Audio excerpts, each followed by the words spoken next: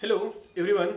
आज हम लोग इस लेक्चर में देखेंगे कॉलम से रिलेटेड कुछ बेसिक टर्म कि कौन कौन से कॉलम में टर्म यूज इन कॉलम कि कॉलम में कौन कौन से टर्म ऐसे हैं जिनको ध्यान दिया जाता है, कौन सी ऐसी शब्दावली जिनको क्या कहा जाता है, इस लेक्चर में हम लोग देखेंगे। तो देखिए लिखा हुआ है कि टर्म्स यूज्ड इन कॉलम, तो एक एक पॉइंट हम लोग समझते चलेंगे। तो पहला पॉइंट क्या है, एक्चुअल लेंथ ऑफ कॉलम की वास्तविक लंबाई कॉलम की क्या होती है। तो वास्तविक लंबाई कॉलम की क्या होती है, तो स्तंभ के दोनों सिरों के मध्य दूरी अर्थात कुल ऊंचाई जो होती है वो क्या कहलाती है, एक्चुअल लेंथ कहलाती है, हमारी उसकी वास्तविक लंबाई कहलाती है। इसे हम लोग किससे रिप्रेजेंट करते हैं, इसे हम लोग कैपिटल एल से रिप्रेजेंट करते हैं। कैपिटल एल आपका क्या होगा, वहां पर वास्तविक लंबाई होगा।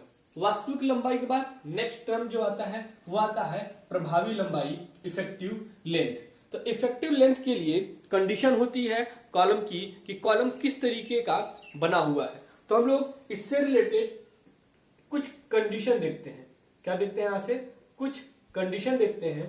कंडीशन, पहली कंडीशन क्या है कि बोथ एंड ए फिक्स्ड हो।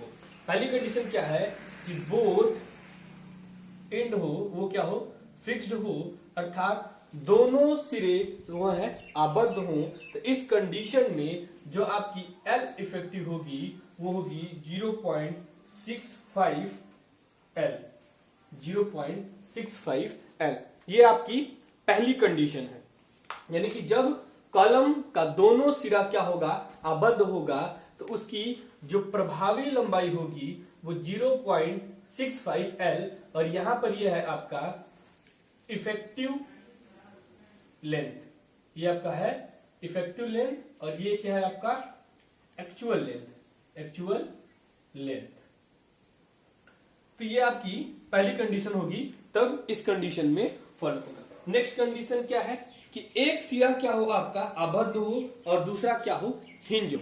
अर्थात हमने क्या किया, एक सिरा फिक्स हो और दूसरा क्या हो, कब्जेदार हो या हिंज हो, अर्थात वन एंड फिक्स्ड और जो आपका अनदर हो, यानी जो दूसरा सिरा हो वो हिंज हो, हिंज्ड हो।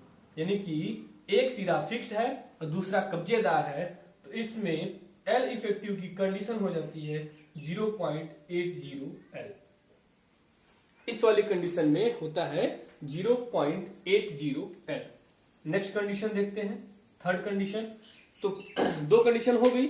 नेक्स्ट कंडीशन है कि बोथ एंड हिंज्ड हो, अर्थात दोनों सिरों क्या हो, वो कब्जेदार हो। तो इस कंडीशन में आपका एल इफेक्टिव का मान इन टर्म ऑफ एल के में कितना होगा, तो क्या हो जाएगा, बोथ एंड हिंज्ड, यानी कि दोनों सिरा क्या हो, वो कब्जेदार हो। इसमें आपका एल इफेक्टिव का मान कैपिटल एल के बराबर होगा। अर्थात यदि जो हिंज है तो हिंज की कंडीशन में क्या हो जाएगा, जो एक्चुअल में होगा वही आपका क्या होगा, इफेक्टिव में होगा। एक लास्ट कंडीशन और देख लेते हैं। लास्ट कंडीशन के लिए देखते हैं कि जो आपका फोर्थ कंडीशन है इसमें क्या होगा कि एक फिक्स्ड हो और दूसरा क्या हो, फ्री हो, यानी कि one and fixed and another जो हो वो क्या हो, फ्री हो। तो इस कंडीशन में क्या होगा कि जो एल इफेक्टिव का मान है वो 2L के मान के बराबर होगा। तो ये चार कंडीशन आपको समझनी है कि एल जो आपका इफेक्टिव है। अब देखिए इसको हम लोग किससे रिप्रेजेंट करते हैं, इस टर्म को, इफेक्टिव लेंथ को हम लोग L E double F suffix में ई डबल एफ से रिप्रेजेंट करते हैं।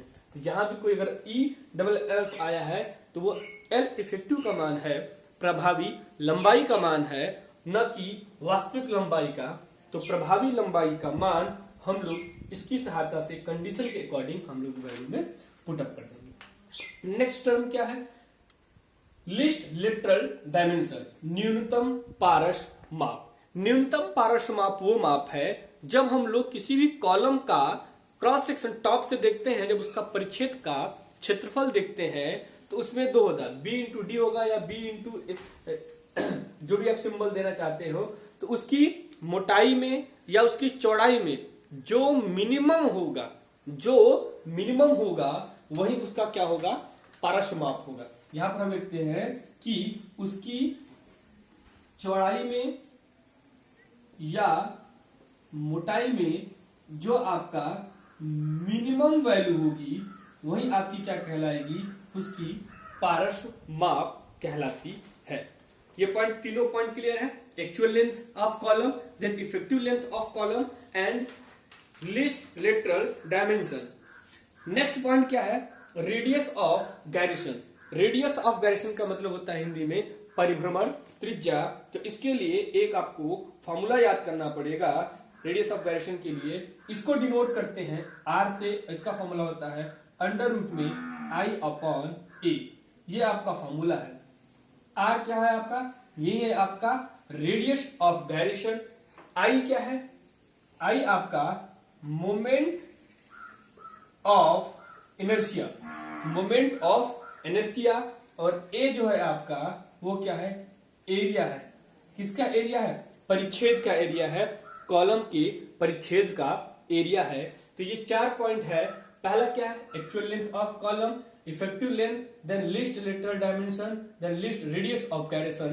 तो ये बेसिक टर्म कुछ यूज होते हैं कॉलम में, और भी आगे हैं जो हम आपको बता रहे हैं। नेक्स्ट पॉइंट हम लोग देखते हैं इसी में कि कॉलम में कौन कौन से टर्म है।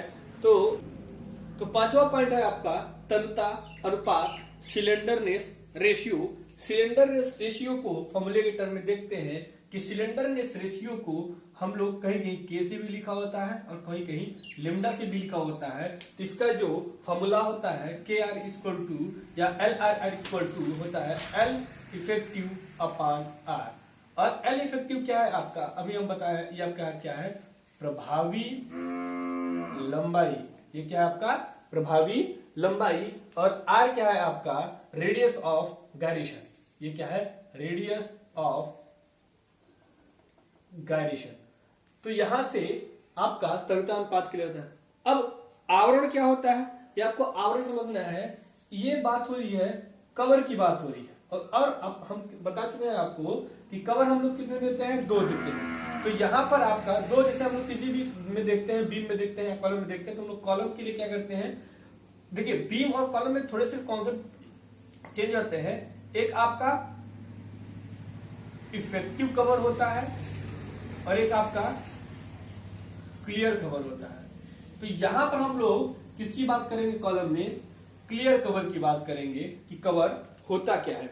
तो कवर क्या होता है, टॉप व्यू हम लोग देख लेते हैं किसी भी कॉलम का। एक डायग्राम से हम आपको समझा रहे हैं कि कवर होता क्या है किसी भी कॉलम में। ये अगर टॉप व्यू देखते हैं उसका, तो इस प्रकार से अगर रेनफोर्समेंट प्रोवाइड किया गया है, अगर रेनफोर्समेंट प्रोवाइड किया गया है कॉलम में और उसको टाई बार की सहायता से बांधा गया है, तो ये जो पार्ट होगा, ये जो पार्ट होगा, ये आपका कहलाएगा कवर, यानी कि क्लियर कवर ये कहलाता है।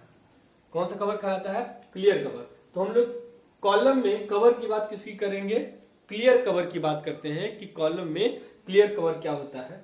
तो कंडीशन के अकॉर्डिंग अलग अलग होता है कि फाउंडेशन के लिए कितना लिया जाता है कवर, देन कॉलम के लिए कितना लिया जाता है, बीम के लिए कितना लिया जाता है, स्टेयर के लिए कितना लिया जाता है, स्लैब के लिए कितना जाता है। तो वो जिस प्रकार हम लोग क्या करते हैं वो अलग अलग कंडीशन होती है। तो कॉलम के लिए जो हम लोग कवर लेते हैं वो मिनिमम 40 mm कॉलम के लिए ऑन एन एवरेज देखा गया है कि एक ऑप्शन अगर ऑब्जेक्टिव में आता है तो आप किस पे टिक करेंगे, 40 mm। क्लियर है। तो कॉलम के लिए कवर के अंदर ले लेते हैं हम लोग 40 mm लेते हैं। नेक्स्ट पॉइंट आपका क्या है, अनुप्रस्थ काट का प्रभावी क्षेत्रफल। अब अनुप्रस्थ काट का प्रभावी क्षेत्रफल क्या है आपका, उसका क्रॉस सेक्शनल एरिया निकालना है। तो यहां से क्या होगा, यदि कॉलम जो है आपका यदि रेक्टेंगुलर है, यदि कॉलम आपका रेक्टेंगुलर है, तो जब उसका हम लोग प्रभावी क्षेत्रफल निकालते हैं, ध्यान रखिएगा। तो यहां से क्या हो जाएगा, इस तरीके से ये एक संरचना बनेगी, संरचना बनेगी। तो ये आपका क्या हो जाएगा, ये आपका कोर होगा। और यहां से यहां जो दूरी है ये क्या होगी, आपकी कवर होगी। और ये मान लीजिए हम मान रहे हैं कैपिटल ए है और ये क्या है आपका कैपिटल बी है। ध्यान रखिएगा, यदि रेक्टेंगुलर सेक्शन है, इस प्रकार का सेक्शन है, तो हम लोग क्या करेंगे कि यहां पर प्रभावी क्षेत्रफल निकालते समय कवर को भी इंक्लूड किया जाता है, कवर को भी इंक्लूड किया जाता है, कवर को भी सम्मिलित किया जाता है, अर्थात इसका जो एरिया हम लोग निकालेंगे वो A इंटू डी करेंगे। ध्यान रखिएगा, इस प्रकार के सेक्शन के लिए कवर को भी सम्मिलित किया जाता है। क्लियर है? लेकिन यदि संरचना सर्कुलर हो, यदि संरचना क्या हो, सर्कुलर हो, तो हम लोग क्या करते हैं, इसमें थोड़ा सा हम लोग सही से बनाते हैं इसको। ठीक, यदि मान लीजिए रेनफोर्समेंट दिया गया है, अगर रेनफोर्समेंट हम लोग इस तरीके से दे रहे हैं, देखिए इसको भी टाई बार की सहायता से इसको भी बांधा जाएगा ताकि ये अपने पोजीशन से कहीं भी इधर उधर ना हटे। मान लीजिए हम बाहर के डाया को कैपिटल डी मान रहे हैं और इन साइड के डाया को क्या मानते हैं, स्मॉल डी मान रहे हैं। तो यहां पर सर्कुलर वाले मेंबर में ये आपको ध्यान रखना है कि सर्कुलर वाले मेंबर के लिए आवरण की गणना नहीं की जाती है। इसमें क्या होती है, आवरण की गणना हम लोग क्या करेंगे, जो आपका कवर है उसका कैलकुलेशन नहीं करेंगे, अर्थात हम लोग प्रभावी क्षेत्रफल निकालने के लिए सिर्फ किसका क्षेत्रफल निकालेंगे, कोर का निकालेंगे, और ये जो आपका यहां से यहां आवरण बच रहा है, जो आपका कवर है, इसका कैलकुलेशन में क्षेत्रफल निकालने में नहीं किया जाता है। ये पॉइंट क्लियर है? तो ये आपको 7 टर्म्स कॉलम में देखना है जो आपको बता दिया है।